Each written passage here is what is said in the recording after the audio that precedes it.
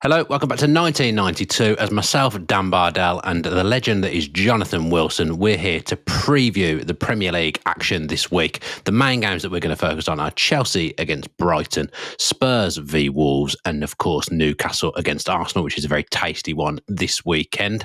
But before we get into that, let's exchange some pleasantries first. Jonathan's not in his normal location, but how are you, Jonathan? I'm very well, thanks. Yeah, I'm in Copenhagen. So I was at Malmö versus Ludogorets last night and made the late trip across the other side of the bridge because I thought this would be easier for the flight before I realised I was going to go to the game because I was in Malmö giving a lecture. So, but I met two of the 1979 side who played in the final against Nottingham Forest last night. So I watched the game in their company, Jan Olof Kindvall and Klaas Malmberg. And I would say they're pretty scathing about the present Malmö side. So Forest have got that to look forward to. I think it's the end of November that they play them at the City Ground. And they've invited the whole of that Malmö squad. So that's nice. Yeah, they're looking forward to that, I think it's fair to say. If you're looking for people that are scathing, then you're going to Villa Park tonight as well. So I imagine there'll be some people there who are quite scathing about the current Villa team as well, Jonathan. So that's you good practice in. Touch wood, I'm going to Villa Park. It's a little bit tight with the flights and trains, but hopefully we'll be there. So if anybody from Villa is listening, if you give me a ring about 7:45, just to see if I need an extra few minutes, that'll be lovely. And if you could just delay kickoff for me, I'm sure the rest of you will understand. I mean, if last season is anything to go by, around about then, if that's when you're getting in, you'll hear the Champions League music because, of course, Villa played the Europa League music in their last Champions League game. So I expect they'll get that wrong tonight and play the Champions League music before the game starts. Does the Conference League have a theme? I don't know. Oh, we're not in the Conference League, Jonathan. It's the Europa League.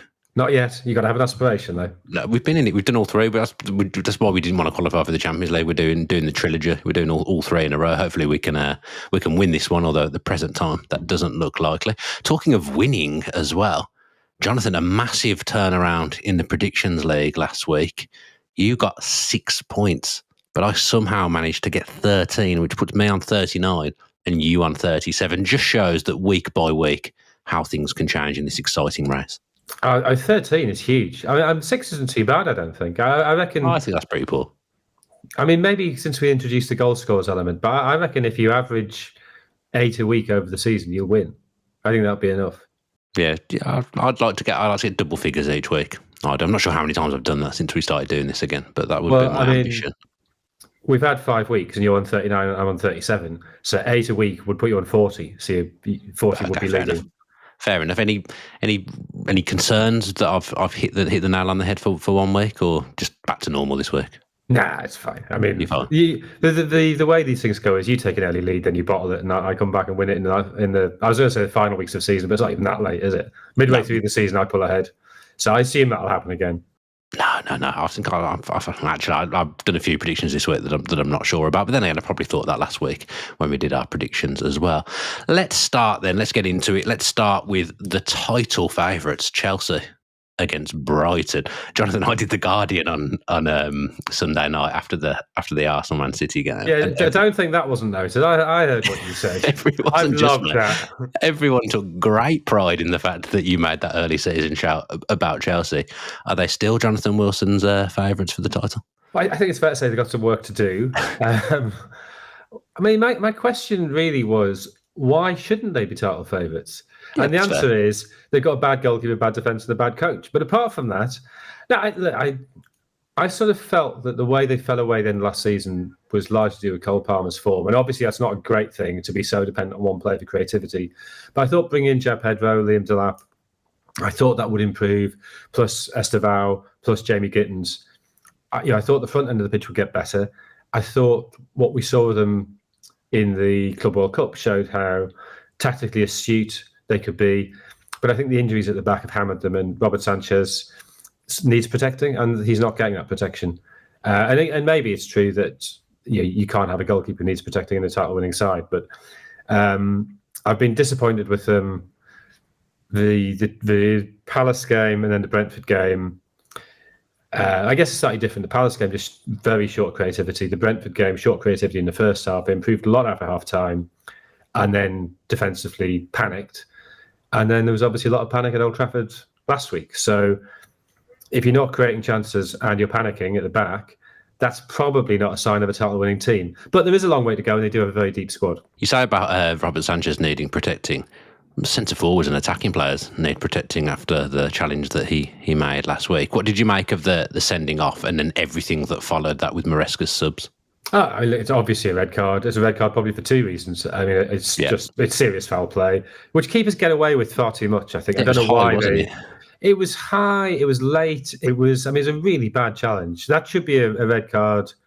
Whoever whether it's a goalkeeper, whether it's anybody else, whatever the sort of match situation around it, that's a red card. But it's also an obvious denial of a goal scoring opportunity. There's this weird thing that people do now of kind of, the ball was running away from goal. So what? It happened in the Spurs Villarreal game. The Van de Ven should have been sent off there, and you could see the referee explaining to the bewildered Villarreal players, but the angle of the ball was away from. Yeah, but if he hadn't been taken out, he'd have touched it and moved back towards goal. It's a weird sort of extra detail we've added in. I'd be much harsher with denial of goal scoring opportunities. I think, particularly with deliberate fouls, if you clip somebody's heel as you run behind them or something, I'm a bit more sort of sanguine about it. But I think if you deliberately take a player out, you're kind of bang to rights, wherever the ball's going. I'd almost be inclined to say if you commit a deliberate foul, it should be a red card anyway. If you slightly misjudge a challenge, that's different. But if you deliberately stop a player, it's I don't know why that's sort of, were you allowed to cheat a little bit? That seems odd to me. So no sympathy at all for Robert Sanchez. But then, as you say, the subs that followed were pretty bizarre. And I think we had two examples over the weekend of a red card happening and a coach panicking and a coach assessing the situation perfectly. So you look at Regis Lebris at the Sunderland Villa game, and when Renilde was sent off, I mean, Renilde took ages to get off the pitch, which is not great, and that maybe gave Regis Lebris time to think. And if he gets an extra ban for that, then he probably should, to be honest. But immediately switching to a back three, bringing Talby across from the right wing to play at left wing back, which I had no idea he had that in his locker, and did it exceptionally well. And that was a manager really clear-sighted, put his plan into place, and it worked really, really well. I mean, Sunderland, I've seen some people say they were the better side after that. I don't think that's quite true. Had moments there. But they had moments. They created, I mean, particularly that first 15 minutes of the second half, created way more than I was expecting. I think that's pretty much as well as you can play with 10 men. As a team of Sunderland stature against, I'm going to say team of Villa stature, but who knows what that is these days. Hello, relegation candidates. It's a bit harsh on us. No, you won't be anywhere near going there. No, I think we might be. We've had, anyway, it's not gentle fixtures to start with, I think is what I'd say to that. And then you had Maresca. In some ways, I admire the willingness to make two subs straight away, but then the subs he made were pretty weird. So, taking Estevao off to bring on the keeper, fine, that makes sense. You take off a creative player in the same way Sunderland took off Chris Rigg. You take off your least experienced creative player. But taking off Neto when you knew Palmer had the dodgy groin, that seems really weird to me. If it hadn't been for the Palmer situation, I'd be okay with it. You've decided, right, we're going to three at the back, and this is how we're going to achieve it. But if you knew Palmer was struggling a bit, that seems a very, very strange decision to have made. You've also taken off your one player with pure pace, when surely transition is going to be the way to go against 10 men. Well, that is true. I guess you're thinking Palmer feeding João Pedro is a way you're going to try and move the ball off the pitch. So maybe looking to hold the ball up, win set plays and things. But maybe that's the thing. So I take your point, but I can sort of see some logic to that. But I don't see the logic when you know one of your creators is struggling. So I just think you say to Cole Palmer, look, sorry, I know you're our best creative player, but we know you're not fully fit. Why are we testing it? It's particularly in those conditions as well. Yeah, why do you want him charging about in really heavy conditions with a dodgy groin when it's going to be pretty thankless charging about there? And then, of course, by doing that, they cost themselves, with Palmer getting then having to go off with the injury, they cost themselves a sub that when Casemiro was sent off, they can't bring on attacking options. And it was pretty easy for United in the second half. Yeah, it's an all-round. It was a strange game anyway. It was a fun game. Obviously, the conditions added to that, but it was a bit of a bizarre game because I've been saying off the back of that, I don't think you can say Manchester United have turned things around or judged too much into Manchester United. Maybe it's the same for Chelsea, just a bad day or a bad night, and you can't throw too much at them, judge them this week. I think if it was a one-off, that would be fair enough. But the fact they've had those two pretty disappointing games against Palace and Brentford, and as I said, disappointing in different ways, I think that's probably saying there's too much work. I mean, I'm not saying they're not going to finish top 4, but it's probably too much to be put right for them to mount a serious title guns, given that Liverpool are getting points despite not playing particularly well. And I think signs they are improving. I'm sure we'll talk about them a bit later, but the fact they seem to have moved back to the 4-3-3, they just look a more balanced, solid side operating like that, getting that midfield 3 they had last season back together. I'm not sure entirely where that leaves Flavian Wirtz, but you can play him on the left. You've got options. Don't smash up what's working. For some kind of we've paid this much for this player, so we've got to play him. Play what works and use the tools you've got accordingly. And if that means Wirtz, is sidelined for a while or is playing on the left for a while, I don't think that's really a problem. I don't think we should get too worked up about that. And Arsenal, I think, although I think they'll be disappointed probably with the result on Sunday. They're clearly at the minute miles ahead of Chelsea, and City I think are improving. Nowhere near their best, but they're getting better. So I don't think it's going to be. I don't think it's going to be a soft league this year. So I think Chelsea would have to improve significantly if they are going to be in the race. Yeah, and when Chelsea are looking to improve, Jonathan, normally they just think, what are Brighton doing? Let's see what Brighton are up to. Who've they got in their backroom staff? Who've they got in their players? It's always a funny game when Chelsea take on Brighton. What do you make of the kind of relationship between the two clubs? Well, it's really odd, isn't it? I mean, just buy Brighton. If you're Chelsea, well, don't buy them piecemeal. It costs you way more than it would do just to buy the club. But I mean, to an extent, I guess it makes sense that you bring in the sporting directors from Brighton. They know the Brighton players, so there's going to be some sort of passageway created. But I mean, how many is it? 7 Brighton players have joined Chelsea in the last 3 years now. That feels low. It probably is 7, but that does feel low. It just feels like so much has happened between the two. Chelsea are different to Brighton. They operate in a completely different way to Brighton. So getting a sporting director who's used to kind of working one way, Chelsea don't buy in the same way that Brighton buy. So to me, it doesn't make sense. No. What I meant by makes sense, if they know those players. That if Chelsea, I don't quite know how it works, but say the Chelsea manager says, we really need a holding midfielder, who can you suggest? And they think, well, Caicedo, we've done all our due diligence on him. We know that he's going to train hard. We know he's professional. Yeah. We'll go and get him. It works in that sense that there's that sort of heuristic of those players are near the front of their brains. I mean, they're obviously not using the same data tools because those are proprietary and owned by Brighton and leased out to, they're leased out to Ipswich until they got in the Premier League. So that, they don't have access to that. I mean, part of what Brighton do, and I think what they're very good at is looking at players' characters and personalities as well as, whatever other stats they're looking at.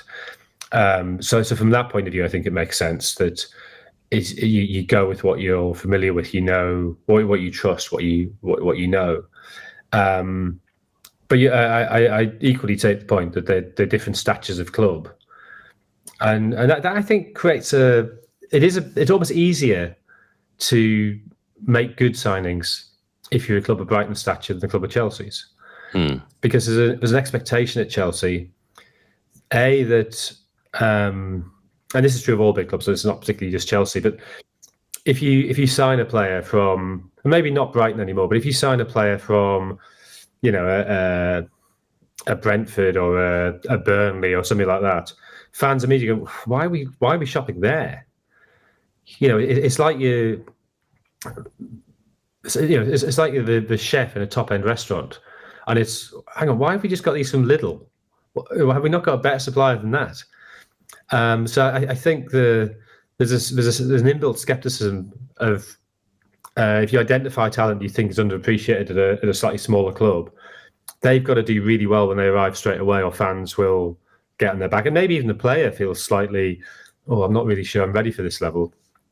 And I think it's quite easy for Brighton, or not easy. That's diminishing what they've done, but it's easier for Brighton to identify a young, 17, 18-year-old, bring them in, sit them on the bench, bring them on for 10 minutes.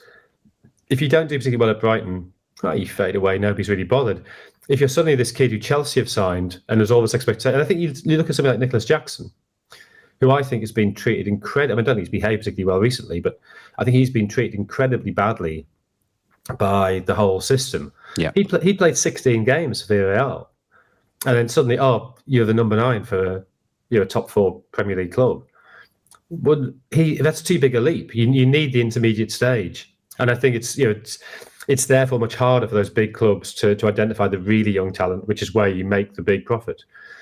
So yeah, you're right. It's a different job being the sporting director of an elite club to a mid-sized Premier League club. Yeah, you made a good point on Jackson there. I definitely think Jackson was bad, and I'd be surprised if João Pedro or Delap scored. Well, Delap's injured at the moment, but I was surprised they scored like way more goals than he was scoring, in all honesty. I never thought he was a bad player, Nicholas Jackson. Some things I quite liked about him. I think his movement was good. I mean, he kept getting sent off, which wasn't great. Yeah, that didn't help. His finishing wasn't great. I'm not sure he held the ball up particularly well. But equally, that might have come. There was a lot that was good there.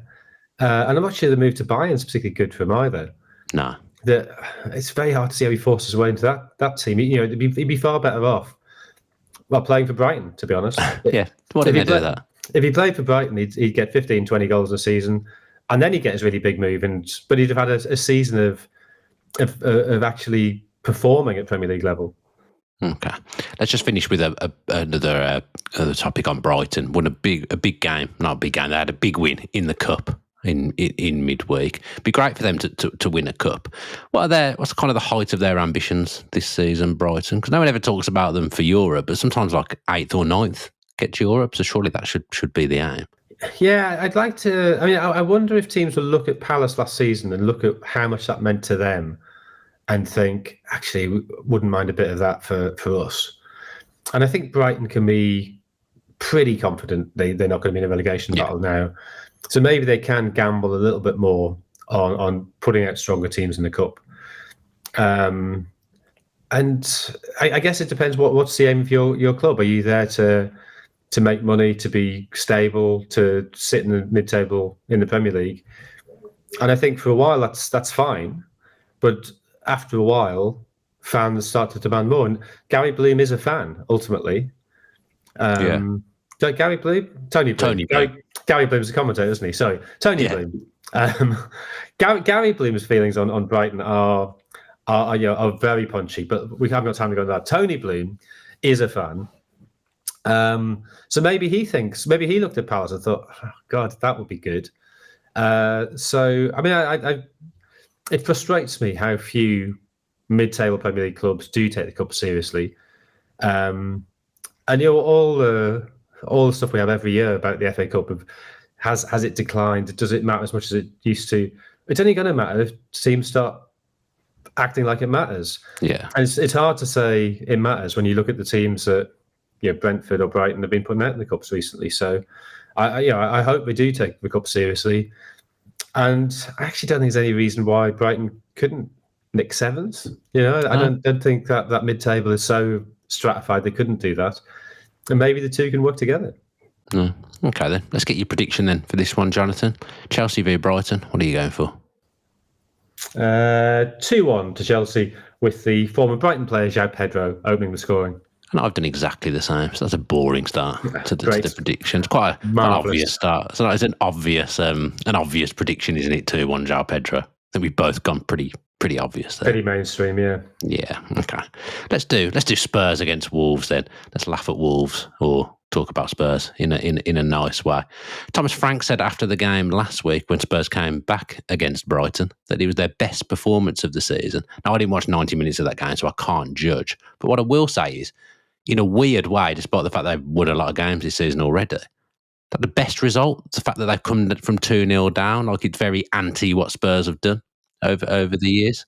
I think that's what Thomas Frank was driving at. It's not necessarily technically or tactically how it looked. It's the fact that they haven't buckled when they've gone 2-0 down. And I think they did play pretty well. I think the 2 goals were slightly against the run of play, which, to be fair, I think Brighton do try and hit you on the counter. So to an extent, that's, against the run of play, if they're holding you and then hitting you on the break, it's not really against the run of play. But I think, the fact Tottenham did come back, that they didn't wilt there. And they've had some bad results at Brighton. I think that is impressive. And so I think Thomas Frank's, he's just very smart from a psychological point of view anyway, that he may well have meant that, but he may well equally have been sort of thinking it'd be very possible for this to be portrayed as being akin to the Bournemouth performance, which was, I think, by some margin their worst of the season, of, they can't beat these mid-table sides starting with B. Well, they could have lost that and they didn't. And I think there was quite a lot, particularly after they gone 2-0 down, to be pretty impressed by. Yeah, not impressed with the goalkeeper for the second goal. It was a strange bit of goalkeeping, wasn't it?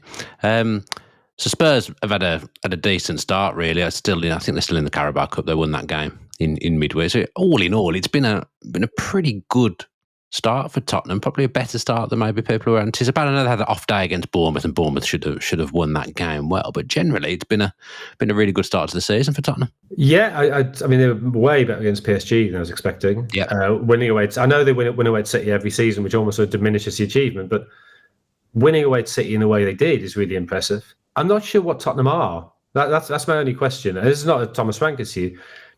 I can't work out where they ought to be. Where do they think they are in out the 20? Because they're in the simultaneously the team who finished 4th bottom and in the Champions League. So I think there's a danger they start to think, we're a top 4 or 5 side. I just don't think they are yet. I think you don't bounce from 17th to 4th overnight. So I think if they finish 7th or 8th, that's actually okay. They probably want to do a bit better than that, but I don't think it's disastrous if they're 7th or 8th. I think realistically they should be 5th or 6th. But if they can combine that with a run in the Champions League or run in one of the cups, I think that's been a pretty good season. And I'm actually going out to Bardell next week to see them in the Champions League. So looking forward to that. Though I didn't think they were that good against Villarreal. I think they got the benefit. Got the job done there. Well, they got the benefit of a couple of refereeing decisions. I think both Xavi Simons and Mickey van der Ven could easily have been sent off in that game. But they got the points, and up to a point, that's all that matters.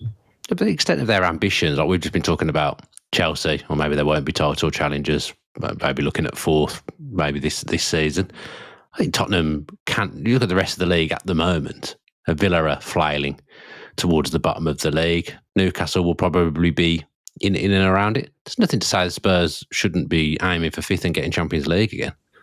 I think they could be 4th. I mean, they absolutely could be. But I just think that shouldn't be it shouldn't be if they don't do that, it's a failure. Yeah, that's fair. Yeah, I think that's a fair point. I think there's sort of quite a big. I mean, I'm not sure where you place Chelsea in this, but I think it was a fairly obvious top 3. There's then Chelsea, and then there's just a bit of a mishmash. And it could be that Spurs emerge as the best of the rest. It could be they overhaul Chelsea, but they could equally have quite a good season and finish 7th, because I think that bunching below the top 4, 4th down to 8th, say, I think is. I mean, a Bournemouth in that. I mean, they're probably not. I'm not really sure why they're not, because they're playing so well at the minute. Don't know if you noticed. I mean, this is one concern I have about Spurs. I watched back the highlights of that Spurs Bournemouth game for a piece I was doing last week on Iraola, just to try and see if I could work out why they've been so effective. And I realised something really odd was going on with their pressing. And I looked at the data for it, and I can't remember the number, but 30 odd tackles they made in the Spurs half. And of them, there was 1 in the middle third, and the rest were all in the flanks. So there's something like 18 tackles on the left wing, 18 on the right, and 1 in the middle. So they basically just focused on the 2 Spurs fullbacks and said to Romero and Van der Ven, have the ball, do whatever you want. And then once I had that in my mind, I realised just how often Spurs had sort of got stuck. I mean, end up with Van der Ven belting it long at Brennan Johnson, which just doesn't work. And so I don't know if other teams will start to do that. They'll start to focus on boxing in their fullbacks and realise they can't really play it through the middle. Thomas Frank, I'm sure, is bright enough to try and work out ways of countering that. But that I thought was a really interesting. It's interesting that Bournemouth were able to target them so specifically and so effectively. Incidentally, I listened to a Spurs podcast after that game, and I think it was Jack Pitbrook. He said that Spurs struggle to distribute through the middle because the centre backs aren't progressive on the ball, and then João Paulinho in front of them isn't the most progressive on the ball either. So that was a problem for that game, that they just were devoid of any kind of line breaking passes. Well, yeah, that fits them. It seems to. Yeah, Jack's natural eye and the data I found back each other up. And we've carried out some good investigations there. I'm giving myself a pat on the back as well for listening to that podcast after that game. Some good investigations carried out. So we've, if you want to get at Spurs, managers should probably get in touch with us. The Wolves manager, who's just signed a multi-year contract for losing every game this season, should probably get in touch with us, shouldn't they? Yeah, I mean, that contract makes no sense to me. What's going on there? They did it last year to Gary O'Neill and then sacked him as well. It's not learning. I mean, I don't actually think Wolves have been that bad this season. It's not like Southampton last season where you looked at, oh God, they're awful. I've looked at which Wolves games I've seen. I saw them against City, and in that game, the first 20 minutes they created chances. They obviously had the red card at Bournemouth, and actually still played pretty well there. They only lost 1-0. So I don't think there's too much to panic about, apart from the fact they've got no points from 5 games, which is not a good start. No, I don't quite know why they're not getting more results than they are. I mean, you mentioned The Guardian earlier, so I don't know whether you listened to the whole thing. But I said in that about Wolves that, sometimes when a sub comes on and the crowd will go, who? Literally, you go through the Wolves 11 and I'm thinking, who's that? Yeah. I don't think there's... Previously, Wolves, they've always had like a player or a couple of players that you can almost hang your hat on. Who is that? Suddenly, I think it felt like Strand Larsen suddenly become really, really rated just because Newcastle wanted him. But he wasn't like superb last season. Oh, he was good, to be fair. I mean, not like top level like Cunha was last season, for example. No, not like Cunha, no. But I saw, might have been his debut. Was his debut at home against Newcastle? He was really good in that game. He's a player I didn't know a lot about, and if that wasn't his debut, it was his second or third game. I saw him and I thought, yeah, he's actually, and he's one of these very modern players. He's massive but could actually move.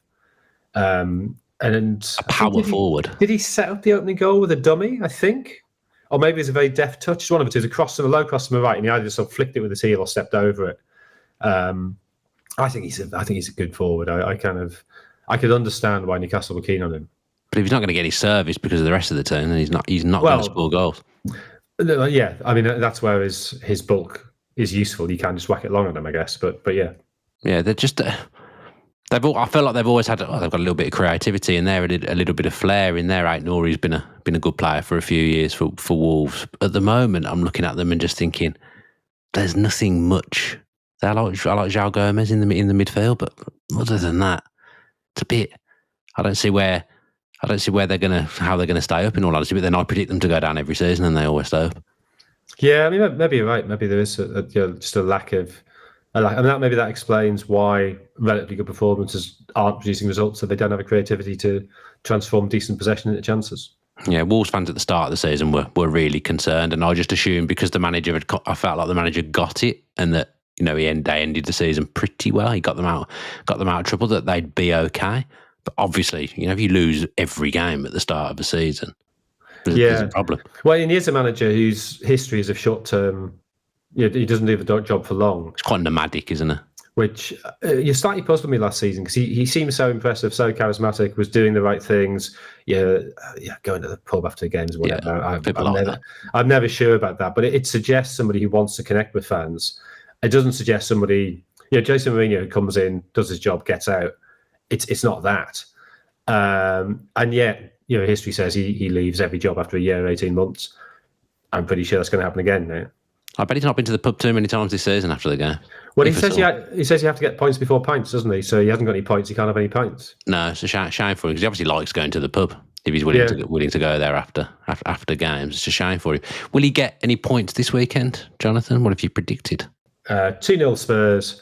and I've gone Richarlison again. And someday, see, my father-in-law hates Richarlison. He just thinks Is that he's what you do? useless. So I keep on picking Richarlison just so I can sort of wave in his face if he ever does actually score the first goal in the game. Yeah, because when you're going for these predictions, you're always looking at what the front three might be, and then I always think, I can't guarantee that player's going to start. The only one I can guarantee that he's going to start is Kudus. So I've gone Spurs 3-0, Kudus, to score the first goal. I don't think he scored for Tottenham yet, but I was going to go the Richarlison route. But then the other week, Tell played up front, so I wasn't sure what to do. So I just went for... I guess I do have the Champions League game midweek, and Tell's not in the Champions League squad, so maybe Tell will start this weekend. Maybe I should have thought of that. Never mind. Richarlison off the bench with a 78th minute goal to open the scoring. Okay. And then a big Romero header to finish it off. That's what's going to happen. Okay, well, let's hope not. Let's hope it's 3-0 with Kudus scoring the first goal. Let's do before we get to the big one, Newcastle against Arsenal, let's do our other predictions then. So, Brentford against Manchester United. Bizarrely, I've gone for Manchester United to win 2-1 and Bruno to score. What have you gone for? I've gone United to win 2-1 and Šeško to score. Okay, we're on the same wavelength this week, which probably not a good thing, or they could consolidate at the top. Who knows? Palace v Liverpool, Jonathan? 1-0 to Liverpool, Mohamed Salah. I moved away from Cody Gakpo because I'm fed up of doing it. I've gone Palace 0, Liverpool 1, Mo Salah. Leeds against Bournemouth. 1-0 to Bournemouth, Evan Nielsen. Okay, 2-0 to Bournemouth. Brooks. Manchester City v Burnley. I've gone for 2-0 and Reinders to score the first goal. I've gone 3-0 and Haaland to score the first goal. There's murmurs of an injury. That was why I didn't do that, but I'm sure he will play. There's always murmurs of an injury and he always plays. Forest against Sunderland, Jonathan? 1-0 to Forest, Chris Wood. Never predict anything good for Sunderland, do you? It's going to fall apart at some stage. No, it's not. You're fine. I've gone 1-1, Morgan Gibbs-White to score the first goal. Oh, Villa v Fulham, Jonathan, what have you gone for? I've gone, you'll be excited by this, I've gone 1-0 to Villa, and I've got Ollie Watkins again. Mainly because I don't know who Villa's other forwards are. But I don't think Villa know who their other forwards are either. Again, you can't predict who's going to play. Rodgers was absolutely dreadful on Sunday, wasn't he? I mean, Aston Villa were absolutely dreadful on Sunday, but Rodgers has been awful all season so far. He just runs into people at the moment. Compare that performance to his performance in Serbia. I know. Like different players. There was a moment in the second half, I think it was just after Sunderland equalised, when Villa had a bit of pressure. There was a very obvious ball.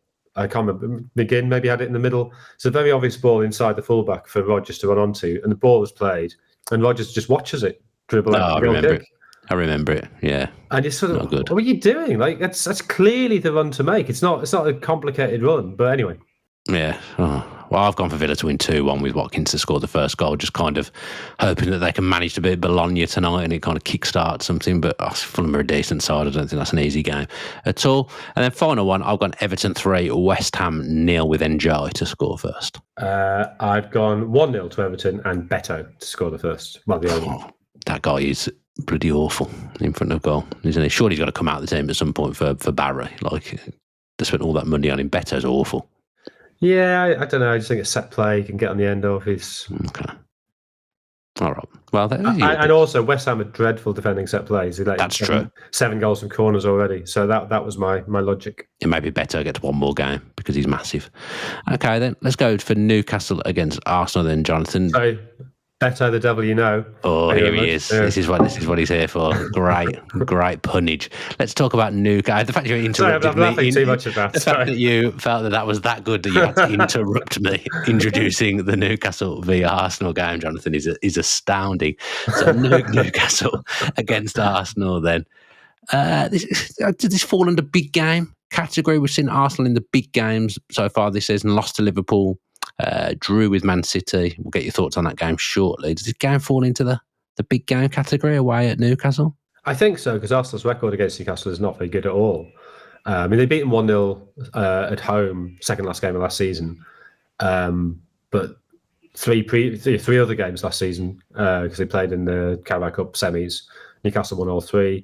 They won 1-0 at St James's the season before that as well. But I don't know, this is a slightly odd game in that the player who I think in all 3 of those Newcastle wins over Arsenal, the best player was Isak. And it's a little bit like if you've got a favourite holiday destination and you've been there loads with a girlfriend or whatever, and then you break up and you think, I I just can't go back there. There's too many memories. And so Newcastle fans, I sort of fear are going to be looking at us and go, no, it was really good when I was here with, well, Isaac, whatever. I don't know. I think it could be a slightly odd atmosphere because of that. But and the other thing, Newcastle, certainly the two, well, maybe all three games they won last season, but certainly the two Carabao Cup games, they really physically rattled Arsenal. Yeah. And I think that's something that Arteta's been very conscious of. I think he's deliberately being, I think all his signings, apart from Subamendi, are over 6 foot this summer. I think that's true. It feels like all their players, except for Zubimendi, are above 6 foot. And so that, they were physically, they've become more physically robust over the last couple of years. And I'm sure it's those Newcastle games that I'm sure they've helped sort of sway Arteta towards that way of playing. Yeah. Newcastle, you mentioned the games last season, full of goals. This season, obviously, Isak's gone. They don't feel full of goals. And not just because Isak's gone, and obviously we don't know how the new forward's going to get on. But around like the players on the wing, like Gordon and Barnes seem quite profligate in front of goal in the last kind of month or two for me when I watch Newcastle. Is that a word, profligate? I think it is. Yeah. I don't think Barnes has been particularly good at all for Newcastle, to be honest. I think that's a signing that's really worked. I don't really know why, because he looked pretty good at Leicester. But in fact, that Wolves game, did he come off a bench in that game, or was he replaced by... Oh God, which one is it? Which one is it? Jacob Murphy was the one who was already there, wasn't he? Yes. Yeah. Murphy outshot him in that game, definitely. And that, I think, set the tone for last season. And it always felt when they were playing with Barnes, they were playing with a player that other players didn't quite trust. You could see them, they'd slightly delay on giving them a pass at times, which I always find quite interesting when you see that happen, because it suggests that something's going on in training that they just don't quite rate him enough. I think Elanga started pretty well for them. I don't think Elanga's... he scores the odd brilliant goal, but I don't think he's the most... Given how many good positions he gets in, I'm not sure he always makes the most of it. No, definitely not. And I think Anthony Gordon recently has become a little bit like that as well. That was always my issue with him for England. I liked his directness. I thought it was a useful counterpoint to, say, Saka on the other side, that Saka would be much more technical, wandering in field, whereas he could just drive beyond the fullback. And I think when England play, having Harry Kane, you want players going to go beyond him, because one of Kane's great strength is dropping off, feeding and passing behind, which he's doing more and more this season for Bayern. So I'm really hoping them don't try and get that out of him. But my issue with Gordon was always the final product. And I think it's almost like him being played centre forward for a couple of games has made that worse. Then he got that daft red card in the Liverpool game, which looked like a very frustrated challenge. So he just doesn't seem right at the moment. But I think in principle, a front three of Elanga and Gordon wide, and then whether it's Voltemada, whether it's Wissa, and Wissa's obviously injured, but whoever through the middle, I think should be quite good, but we haven't quite seen that yet. No, they've had a few 0-0s this season as well. I think they've had 3 0-0s. Yeah, I think that's right. Yeah, and Villa, Leeds, and Bournemouth. Yeah, but if you looked at the first first half of the Barcelona game, you could see why. They had a load of decent possession in that game, decent possession in the Barcelona half. And nothing really came of it. And I think that's their problem, that they're pretty good at the back, pretty good through midfield, but they're just somehow not converting that into chances. Yeah, just not enough goals in the team for me at the moment, because we don't know how Voltemada's going to do. Well, I don't think we should expect Voldemada to be prolific. I don't think it won't be Isak levels of goals, I wouldn't think. But I don't think that's who he is. I think he's maybe 10 or a dozen, but it might be he brings others in, because I think his tendency, although he's 6'5", 6'6", he does drop off a bit. So if that creates space for Elanga and Gordon to attack behind him, if he sort of performs that slightly more sort of knitting the team together role, I think he can, without necessarily having to score himself, I think he can bring more goals. I think even though he's young, I think he's quite a calm head.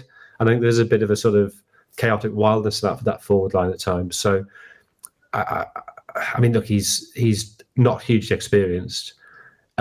He's had one good season in Germany. I think the price tag is pretty high for a player of that level of experience, but it may be his attributes work with what they've already got. Yeah, and sticking with Newcastle then, Ramsdale played last night in the Cup. Obviously, he came in the summer. There have been murmurs of Newcastle getting a goalkeeper for a long time. Former Arsenal player, do you think there's got to be some period, surely, where he permanently replaces Pope, but how at the moment seems reluctant to do that? Why do you think he'll permanently replace Pope? I'm sure when he agreed to come that he would have been told he was going to be the number one. I don't believe that he would have gone there to sit on the bench after his experience at Arsenal of sitting on the bench. I don't know. I mean, maybe they said to him, "You'll definitely be challenging for it." But I think Pope's a pretty good keeper. I think he's had a pretty good start. I mean, we already mentioned 3 clean sheets. True. I think the way that Newcastle play, they sit quite deep, which suits Pope. I don't think Pope would be as effective. I think I don't think his ball distribution is great. So if they had a back four who pushed up, that would be a problem. But they don't, and then they can't with the players they've got. I mean, Dan Burn can't play centre back in a team that plays high. That's just not going to happen. Pope knows them. I think there's been quite a few changes on that side. So that's something I think you keep stable until the case is unanswerable against him. I just don't think it is at the minute. So I suspect Ramsdale is going to be on the bench unless Pope suddenly has a nightmare or gets injured. He likes an injury, doesn't he? Seems to get an injury every season, Nick Pope. I'm back onto Arsenal then. I thought last week against City they took some heat for no real reason. I think everything with Arsenal is always over the top. I don't know whether it's because of the fan base, but every time they don't win, it just seems very over the top with Arsenal, even if they draw a game. I thought it was a good result in the end. I don't think they could have prepared for the way Manchester City set up in that game. No one saw that coming. You can't come on as kind of pundits and people in the media and talk about Manchester City and, wow, that took us by surprise, and then hammer Arsenal for kind of not knowing how to deal with that because, no one would have prepared for that. I thought they did all right against City, and in the end, that's a good result. Yeah, I mean, I know what you mean, and I think given how the game went, I don't know. It's slightly odd because it still feels slightly like 2 points dropped, which, given how the game went, probably isn't fair. But I guess you're looking at what they did to City last season. The fact they hammered them 5-1 last season. I think we're not quite sure what City are this season. They've lost 2 games already, but actually pretty good against United and then against 10-man Napoli. So I can understand why there's an element of caution there. I really don't understand the anti-Marino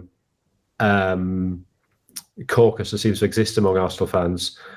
I think he's a really good player. He plays regularly for Spain, who are they're number 1 in the FIFA rankings at the minute. They're reigning European champions. He's really good. He might not be as flashy as certain other players, but I think he's a really good all-round midfielder who he gives you great sort of flexibility because he can do so many different things.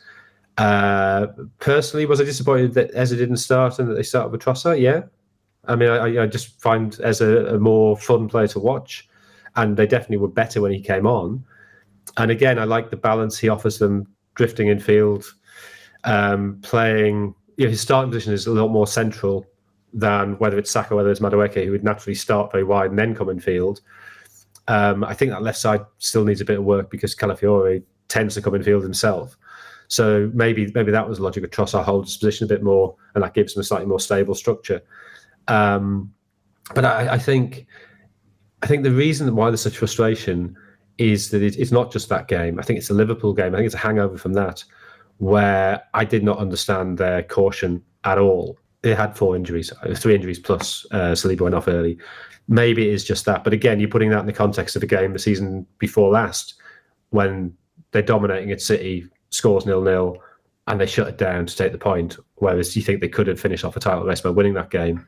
So I think there is a sense among some Arsenal fans, which I would go along with, that there's times when you have to take a risk, and I think one of the great skills of the best managers is they know when to gamble. And you won't win all of those, but if you're winning 7 or 8 out of 10, that wins you championships. If you see the opportunity in a big game and you have the courage to seize it. And I feel there's been a couple of times Arsenal haven't done that. Last Sunday, I don't think it was the worst example of that, but it did fit in that pattern about Arteta taking the cautious option. And then I think there's this sort of psychological place Arsenal are at the minute that because they finished second 3 seasons in a row, there's a sense, I think there's a real consciousness how every point matters. They can't afford to let a single soft point go because they've experienced how 1 or 2 points can be the difference. And so the fact they're now 5 points behind Liverpool already But they've played at Anfield and they've played City at home, so they've had 2 of the 4 hardest games of the season already. And okay, Liverpool obviously have played Arsenal, but they at Anfield. Liverpool haven't played City yet. They have played away at Newcastle, and that's again, I think, why this game on Sunday matters, because that's a direct comparison with Liverpool. But I think there's a danger that Arsenal get too concerned by looking at the table and seeing that 5-point gap now, when I really think there's not much point getting worried by that until November at the earliest. Yeah, I mean, I guess Liverpool have got a tough game this weekend against Palace, which I think is before the Newcastle Arsenal game. So it is almost, again, like if Liverpool do manage to win in the way that they seem to do it, they're suddenly 8 points behind and they're going to Newcastle thinking, God, we actually can't drop anything. Yeah. That is hard, isn't it? Well, and Palace, you're right. I mean, Palace are unbeaten in, 17, yeah. So if Liverpool do win that, that's a really good result because teams aren't beating Palace. And Arsenal would think, oh, God, we've got to go to Palace. Are we going to get a win there? Maybe we don't because they're so good at home. Also, so good at shutting down opponents. So, yeah, you're right. It's an opportunity for Liverpool to apply pressure even at this very early stage. And does the second best person at predicting Premier League fixtures on this podcast think that Arsenal will beat Newcastle? Yeah, I do. 1-0 Gyökeres. Have you? Oh, I've gone 1-1.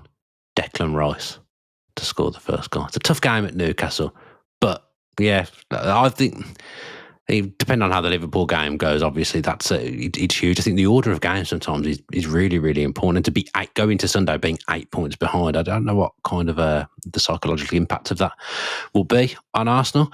Right, Jonathan, that does us. Thank you ever so much for joining me today, and safe travels to Villa Park this evening. Which game are you at the weekend? Because I know you'll be at one of them. I was meant to be doing Newcastle Arsenal, but I'm going to end up. I don't know if I should reveal this, but I'm going to. Because I'm only doing the sidebar, I'm doing it off TV because I wouldn't get back till midnight, and I've got to leave my flat at 3:30 to get the flight out to Norway for the Spurs game in Bardell. Okay, so it's a very Barry Glendenning move. That doing the sidebar from home. Barry does that. Barry doesn't do sidebars. Oh, does he not? No. I don't know. I'm going to be honest, I was talking like I knew what a sidebar was, and I don't know what a sidebar is. Biggish games, you have the main report, and then you have sort of an analysis or colour piece alongside it. So I'm doing. You can't really do the match report if you're not there. No, of course not. You can occasionally get away with it. It's not best practice, but equally getting 2 hours sleep is not best practice. No. Well, I've learned something. I thought I knew what a sidebar was. But the great news is that my missus has got Oasis tickets for Sunday night. Jonathan. So she's going to be getting in probably at 2 or 3 a.m. just as I'm getting up. So that's going to be a great night's sleep. Looking forward. Yeah, that'll be nice. I look forward to that one. But enjoy your trip to Villa Park tonight, the home of football, Jonathan. Oh, thank you very much. I'll very much try to.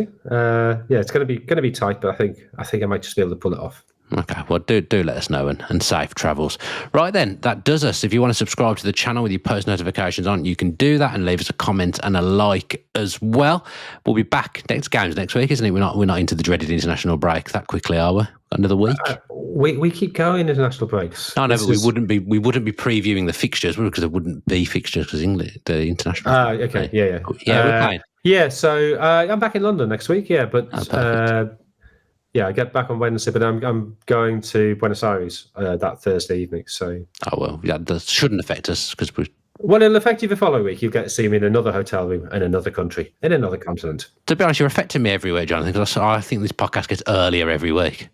I'm not much of a mornings person, but I do it for you. When your child arrives, you'll be thanking me. That's true. I'll be 3-4 hours into my day by the time we start doing a podcast at 7:30 a.m. But thank you ever so much for watching. As I said, we'll be back next week. So this has been 1992. It's a goodbye from me and a goodbye from Jonathan Wilson too.